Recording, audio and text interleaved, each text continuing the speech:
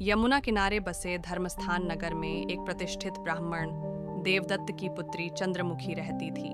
वह सौंदर्य, संस्कार और बुद्धि की मिसाल थी।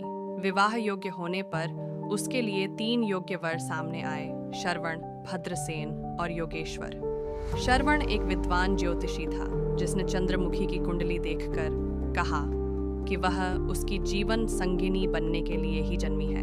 भद्रसेन एक वीर क्षत्रिय था, जिसने युद्ध में चंद्रमुखी के पिता की रक्षा की थी और उसी समय उसका मन चंद्रमुखी पर आ गया। योगेश्वर एक युवा साधक था, जो चंद्रमुखी के साथ ध्यान और धर्म चर्चा करता था और उसे आत्मिक प्रेम से देखता था।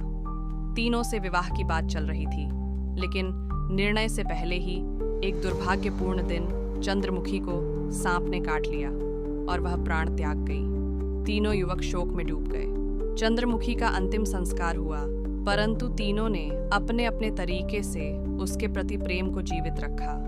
श्रवण ने उसकी हड्डियां चुनकर एक पवित्र थैली में रखी और वन में जाकर तपस्वी फकीर बन गया। भद्रसेन ने राख की गठरी बांधी और श्मशान के पास ही एक झोपड़ी बनाकर रहने लगा, जहां वह रोज चंद्रमुखी की स्मृति में दीप जलाता। योगेश्वर देश देश घूमता रहा, संजीवनी विद्या की खोज में, यह मानकर कि चंद्रमुखी को पुनर्जीवित किया जा सकता है।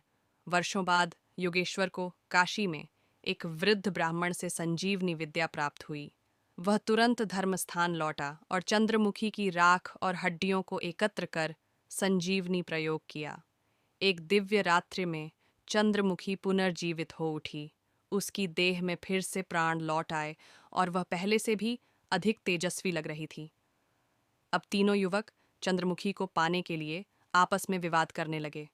श्रवण बोला, मैंने उसकी हड्डियां सहेजीं, उसकी आत्मा को शांति दी।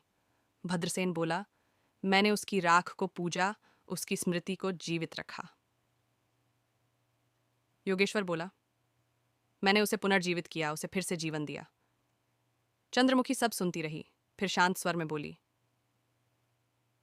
तुम तीनों ने प्रेम किया, परंतु 3 अलग रूपों में, शरीर, स्मृति और आत्मा। पर मेरा पुनर्जन्म केवल मेरे कर्मों का फल है, न कि किसी एक का अधिकार। मैं अब स्वतंत्र हूं और मेरा जीवन अब मेरे अपने उद्देश्य के लिए है।